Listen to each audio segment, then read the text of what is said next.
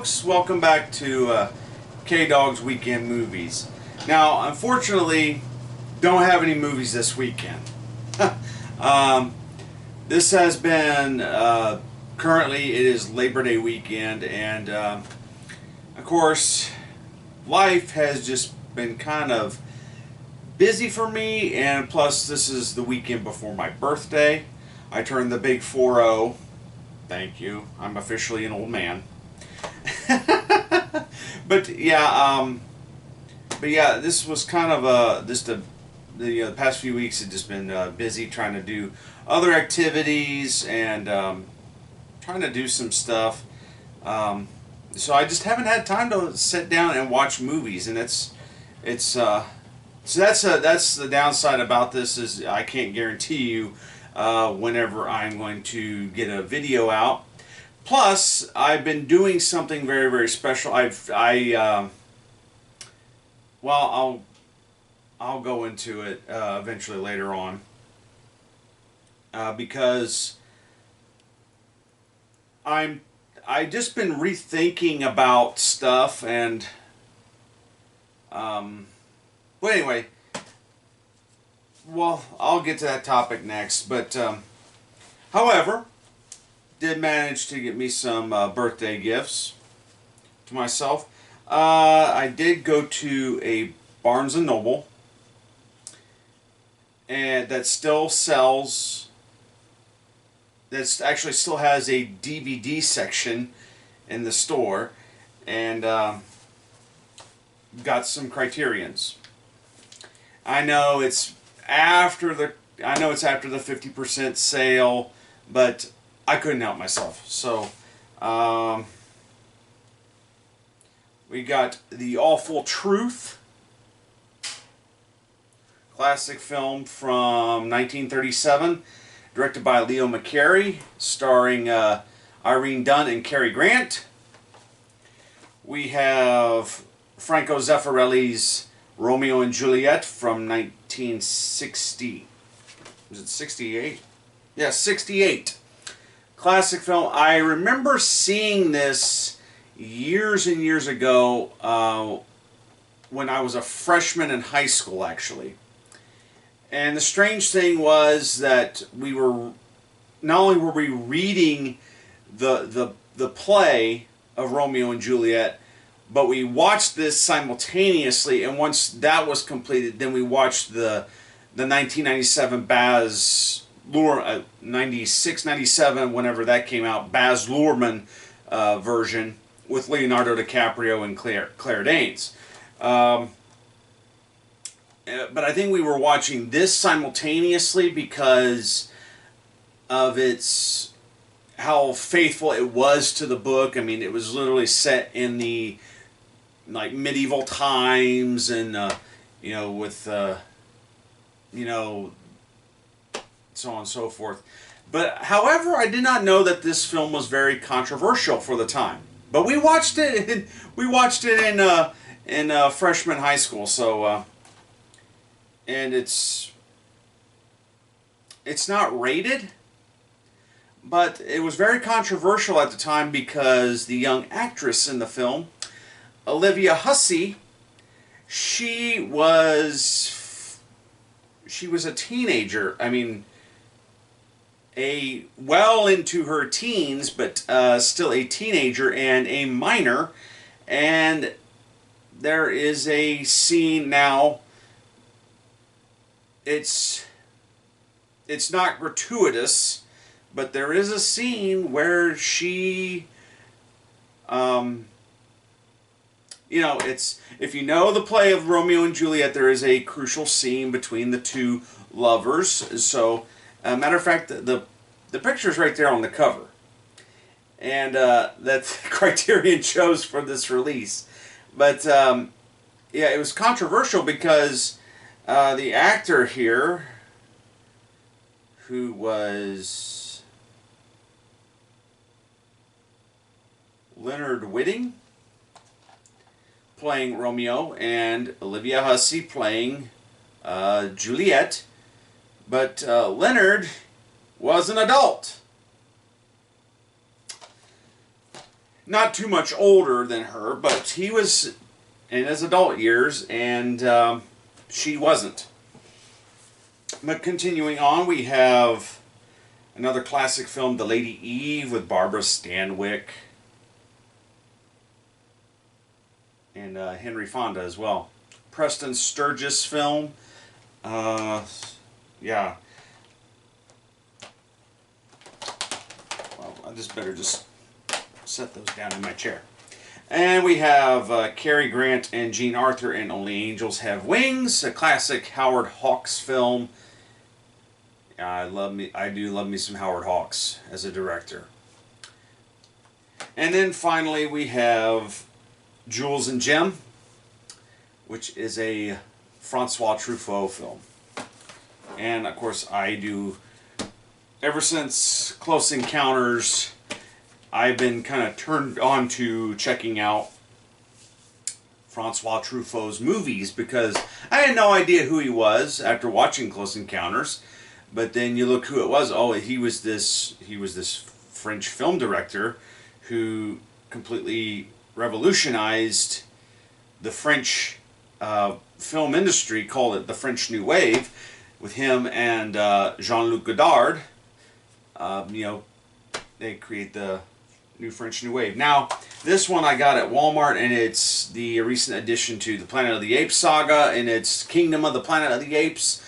Have not seen yet, so willing to check that out. Now, what I was talking about, I'm doing something special. Now, I tried this before, but I realized that I was quickly running out of space. And I'm not talking about physical space. I'm talking about digital space. So I decided, again, I'm going to try to back up my movies digitally. So I ended up buying a 8 terabyte hard drive. I may have to require more. I did try to buy a terabyte, a gigantic terabyte space, hard drive, but I could not get it to work on my computer for some reason. I tried to, wiping it clean, whatever. I just couldn't get it to work, and so I ended up sending it back for a full refund, which I did get. But it's just, it was just frustrating that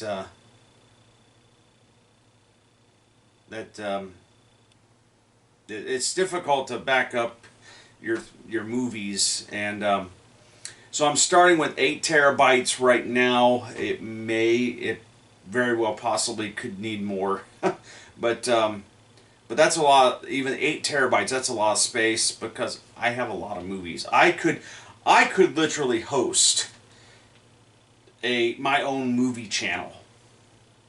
I could host my own cable movie channel if I actually had the technology to do so, but. Well, I technically do, but that would mean I would have to spend a lot of time in front of this camera, and this camera can only record so much, and I have to record my bits. That's how I do it anyway, is I record my bits, my intros and my outros, and in between, me watching the movies. And so it would take a lot more of that, and that's exactly what Turner Classic Movies does, and some of these other movie channels that have hosts. There was a channel years ago, and it came out around the same time as Turner Classic Movies, but there was a channel. It still is in existence today, called Encore, Stars Encore. It's part of the Stars movie package. But what happened there was, when that first launched, they had hosts that introduced the movies, and their thing was, Encore it's movies, the greatest movies of the 60s, 70s, and 80s. But then, well, when the 90s rolled around, there was all these great movies coming out in the 90s. So, the library had to expand a little bit. And so I think they only had a limited amount of space and time that they could, that they could show movie, that they had that they only had a certain amount of space, where they had licenses to show films and whatnot. And so that's why when you have like Stars on Demand or whatever, you get to see, you have the what they have the rights to at the moment. And the same goes for, same goes for like Paramount Plus, Max, even now Disney Plus and Peacock.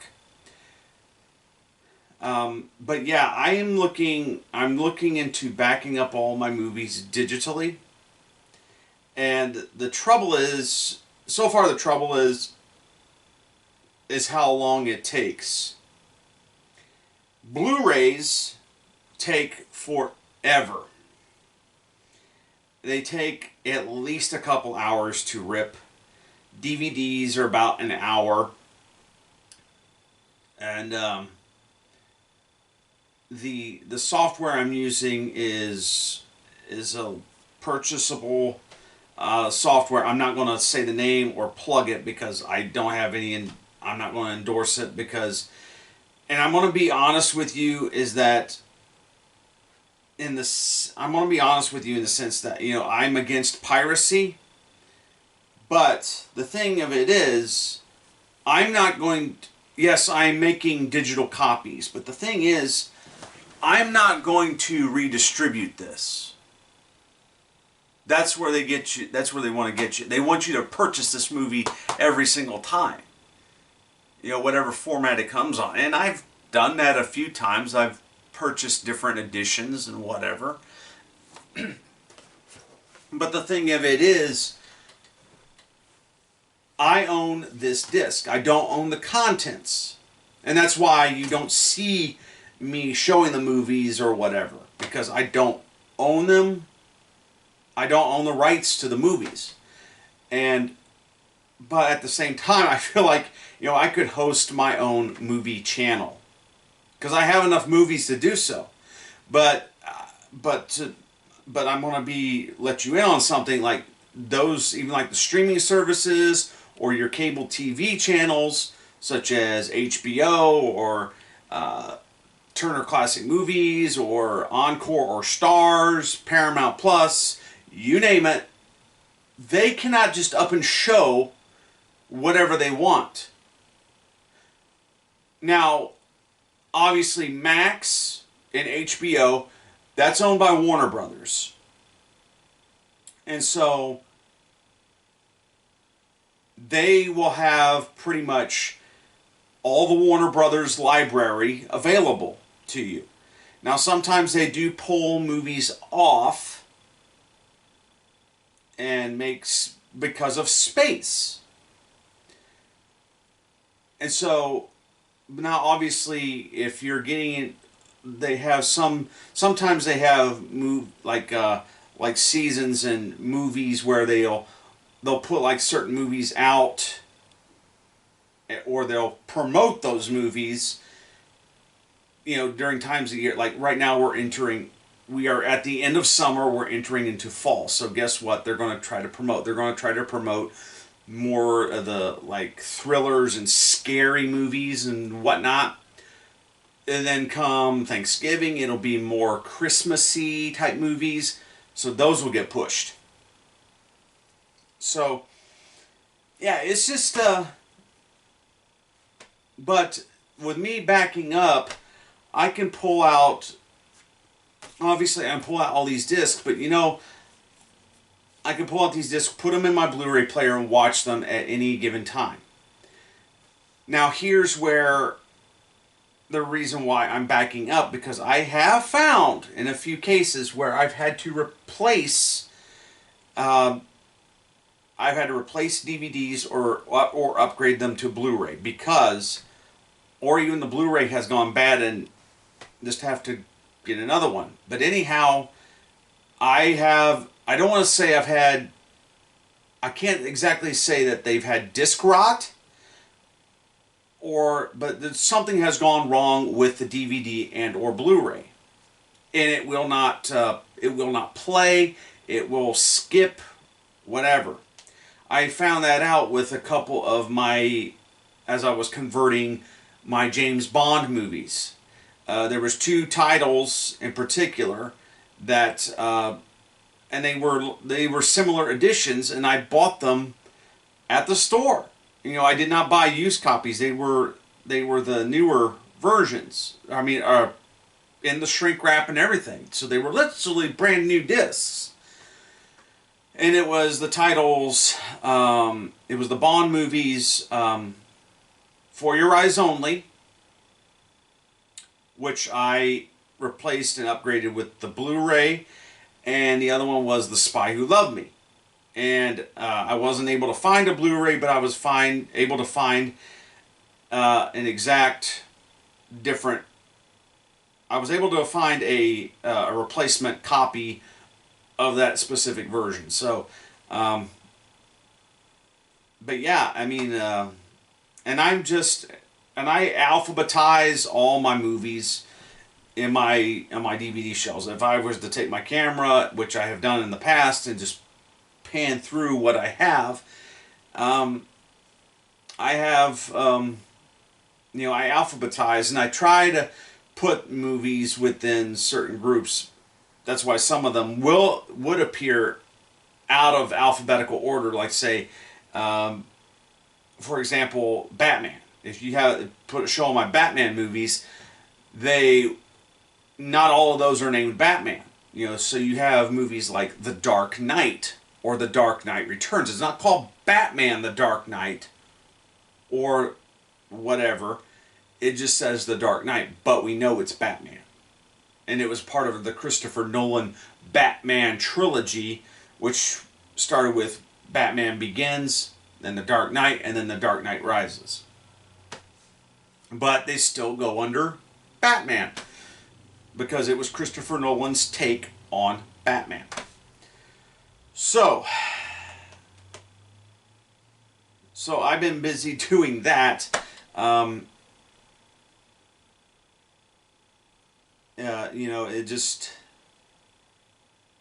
It's just going to be interesting to see if I could do it, and it takes a long time to do. Now, the first time I did it, I only got through the first few shelves, and the reason why I stopped was because I didn't have the disk drive space to do it. I was trying to put it all on a little 4 terabyte hard drive, and it quickly was filling up, and plus I just saw, like, because it just thought, well, also on that 4 terabyte I had a bunch of other stuff, like all my music I back up onto that as well, so it was quickly filling up, and other documents. So you see what I'm getting here. So I've got an 8 terabyte which I'm just exclusively using for movies, and I may have to get another one or whatever, because that movie collection continuously grows. But yeah, Blu-rays take the longest, and I found that, like, the Criterions have require a lot more bit space. Not bit space, but just require a little bit more space, because they are very uncompressed with the video files and stuff like that. That's why Criterions do look so good on Blu-ray, or regardless of whatever format that they're releasing. Even the Ultra 4K versions that they've done, they have been trying to maintain top quality of their releases. Now, there's been a few cases where they've had issues of disc rot and they've had to immediately recall stuff and replace it. But yeah, but that's where we're at. We'll be back next time, and we definitely will be taking a look at some movies. Now, again, I wish I could show them to you, but because of YouTube here, I know some people have the Patreon account. I'm not quite sure on how to do that. That's where I'm a bit illiterate, is on the Patreon stuff, because I know people will watch, they'll watch through full-length stuff, and they'll put the version that's cut down or whatever, so. But anyhow, next time we will actually put in a movie, we will watch it, talk about it, and so on and so forth. So that's where we are. So, happy Labor Day to you, and hope you do come back. So, from me to you, see you later.